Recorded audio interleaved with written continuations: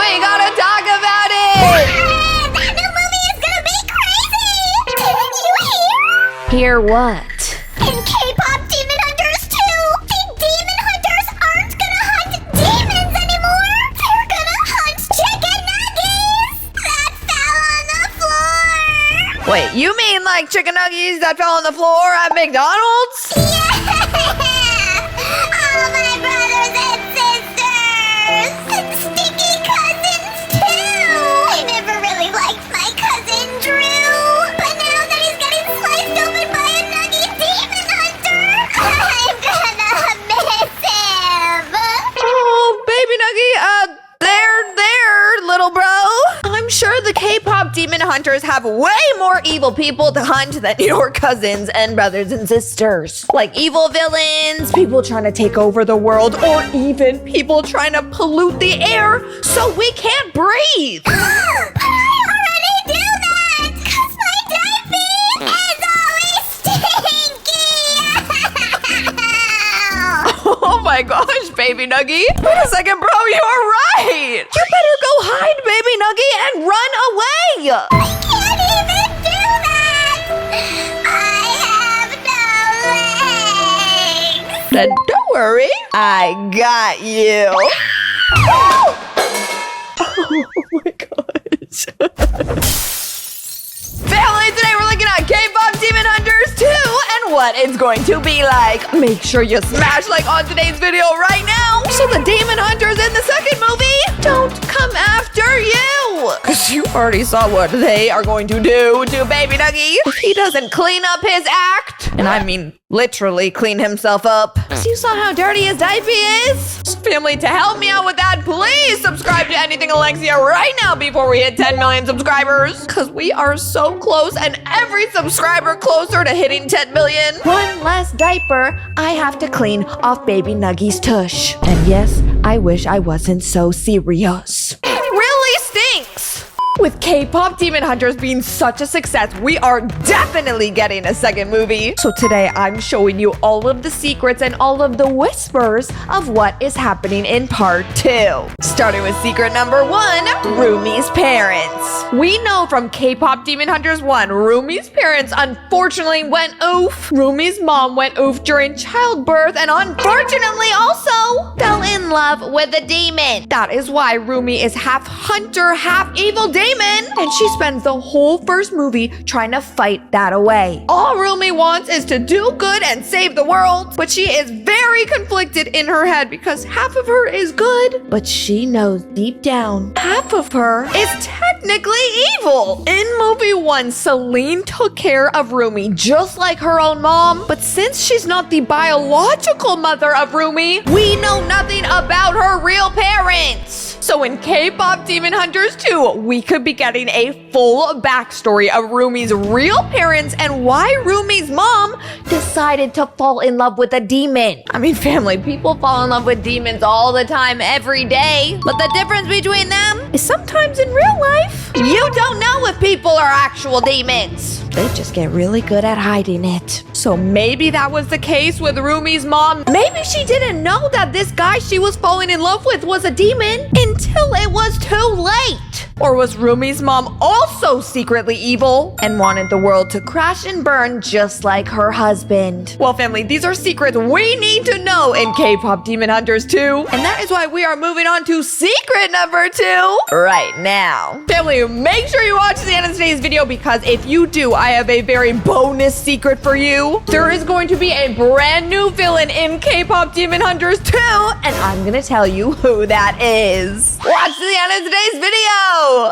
Secret number 2 is all about romance. In K-pop Demon Hunters 1, we saw the romance between Jinu and Rumi. They hated each other, they liked each other, they were shy, they were awkward. You think they're the perfect fit, and then a couple scenes later, you see all of the reasons why they will absolutely never ever work. I mean, I even fell for it too. I thought they were cute. I thought they were in love. I thought they were meant to be. But family, it turns out that not everything is squeaky clean, especially especially not love. And that is why in K-Pop Demon Hunters 2, we might just be getting more stories of more romances other than Rumi and Jinu, like Mira falling in love with Abby Saja and Zoe falling in love with Mystery Saja. In K-Pop Demon Hunters 1, they kind of hinted that they had crushes on all of these Saja boys. We knew the girls had a little bit of butterflies in their tummy. But family, in K-Pop Demon Hunters 2, the biggest thing we need to know is if Mira or Zoe are gonna have babies in their tummies. Because if the girls end up with the Saja boys, eventually they're gonna have a family. Maybe even a family of baby chicken nuggies. Just like this baby nuggy that you can get at shopalexia.com. Then you don't even gotta be pregnant. Win-win. In K-Pop Demon Hunters 2, we need to know more of these love stories between the Huntrix and the Saja boys. And not to mention what happened at the end of K-Pop Demon Hunters 1, where Rumi lost Jinu forever. We need to know if Jinu is coming back for Rumi in K-Pop Demon Hunters 2. Because family, you know what they say, if two people love each other, they will always find their way back to each other. So come on, Jinu. Let's see what you're going to do. Because yes, some people might say you've gone oof. But if you were really in love with Rumi, you would come back from the dead. Duh. If not, you didn't like her in the first place. Because we know demons can travel time. Don't be lazy, Jinu. If you can bicker and fight Guima all day, then I'm pretty sure you can make a trip back to Earth to make Rumi's day. Secret number 3! One of my favorite secrets of K-Pop Demon Hunters number 2. This secret is for the magical, mystical creatures that Jinu keeps bringing to Earth. When Jinu was first trying to talk to Rumi and get her on his side, he brought along this magical tiger and that magical bird. Wait, is that a tiger or just a really big cat? Comment down below what you think, tiger or cat? Because honestly now, I don't know. But other than the fact that they're bright and would be a very good traffic light, we know nothing about them. We don't know these creatures' past. We don't even know if they're technically good or evil. We don't know how old they are. We don't know their names. Low-key, we don't even know if they're demons too. We can kind of suspect that they are since they technically do work for Jinu, but we don't know that for sure. And that is why in K-Pop Demon Hunters number 2, we need to find out more about you.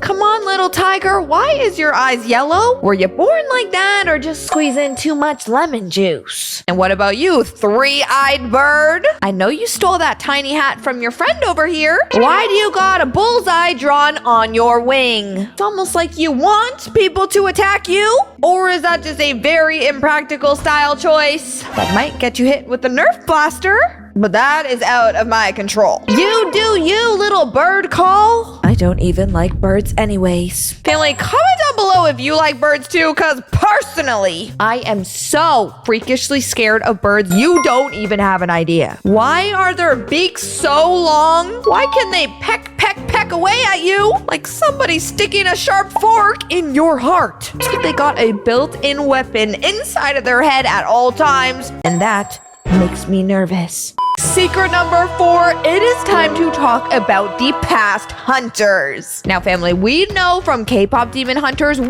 that the current hunters are Rumi, Zoe, and Mira. They explain in the movie that over time a new set of trio hunters are born, and the duty of these hunters is to save the world from all of the demons. But before Rumi, Mira, and Zoe were selected to be the current hunters of today, before them there were other hunters that we know nothing about. We do know that one of the past hunters was Celine, who ended up being Rumi's new mommy and caretaker and taught Rumi everything she knew. But other than knowing Celine was the hunter before Rumi, we don't even know who was in her group.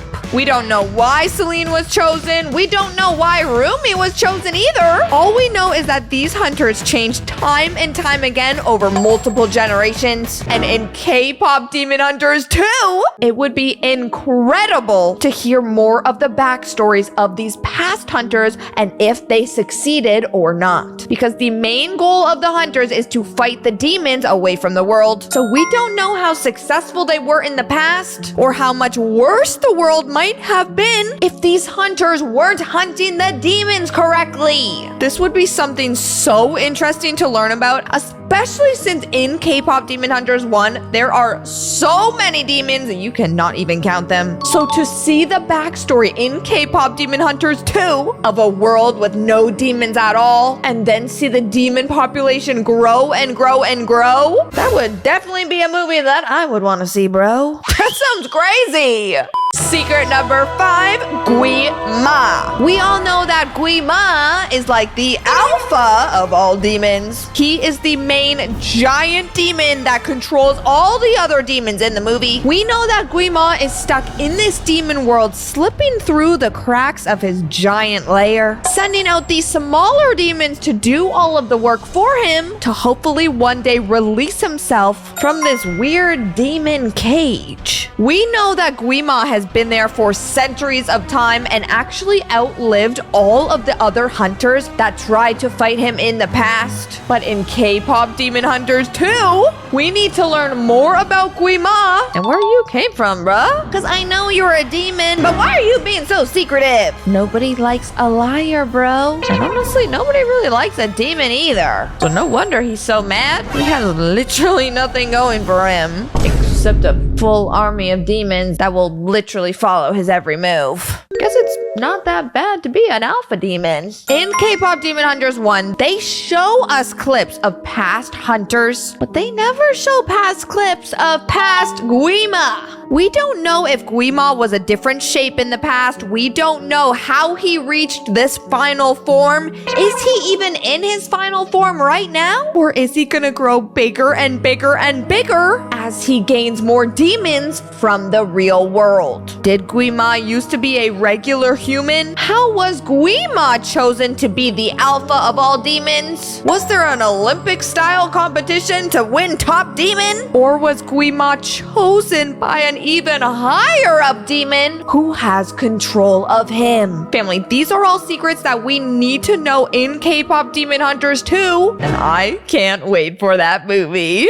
Secret number 6, Jinu's past. In K-pop Demon Hunters 1, we kind of get to know a little bit about Jinu's past. We know at one point he wasn't a demon and had a mom and a sister that he took care of. But the problem with Jinu's past in K-pop Demon Hunters 1 is that we hear 2 completely different stories. On one hand, Jinu says that he loved his family and did everything to take care of them. But on the other hand, we hear a completely conflicting story about how Jinu completely abandoned them and sold his soul to Gui Ma. Family, if this is true, that would mean that Jinu willingly became a demon so he can benefit from all of the positives that come along with being a demon. Family, I don't know about you, but that sounds very selfish to me. And if I was Rumi, I would remember that next time I see his hair whipped nicely in the wind. Because then I would think to myself, yes, is he attractive? But did he also willingly become a demon, lose his family, willingly leave his family, and is probably a terrible and very evil person?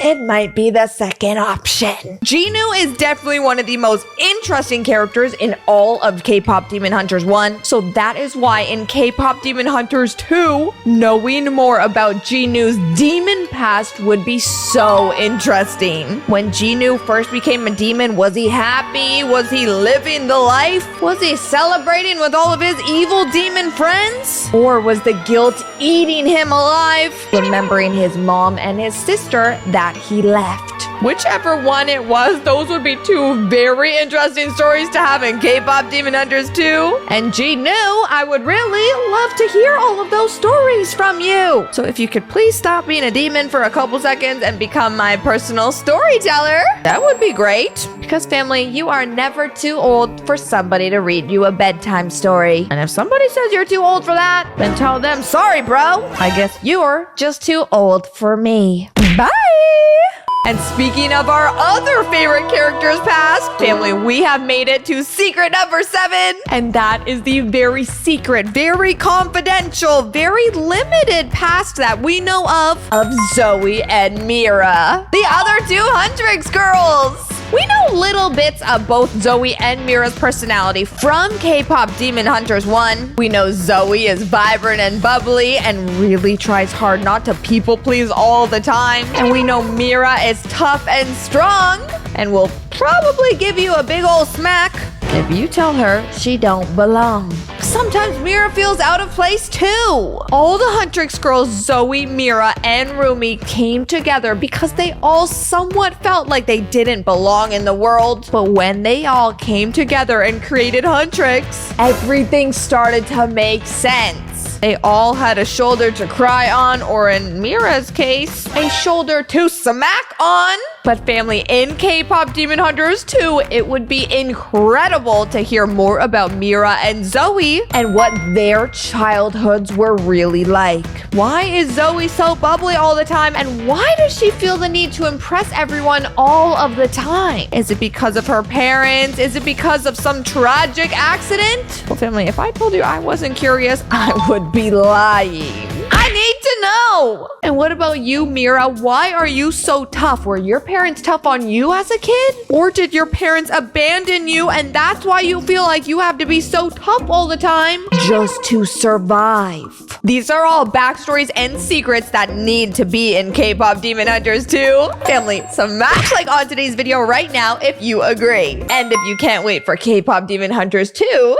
to be released. Family, since you made it to the end of today's video, I have a bonus secret for you. And this is the secret of who the next villain will be in K-Pop Demon Hunters 2. Now, since K-Pop Demon Hunters 2 has not been released yet, we don't know for sure who the villain is gonna be, but we do have a lot of speculations, and I'm gonna tell you the top 3 choices right now. Choice number 1 would be none other than Rumi's father, because we already know he was a demon when he was still alive. Or plot twist, family, Rumi's father might still be alive and still a demon to this day, and that's why he would be the perfect villain for this K-Pop Demon Hunters sequel. Option number 2 would be a completely new Saja Boy character. They can add an extra K-pop star into the Saja Boys to maybe even replace Jinu also. To maybe even replace Jinu, because we all know what happened to him at the end of K-Pop Demon Hunters 1,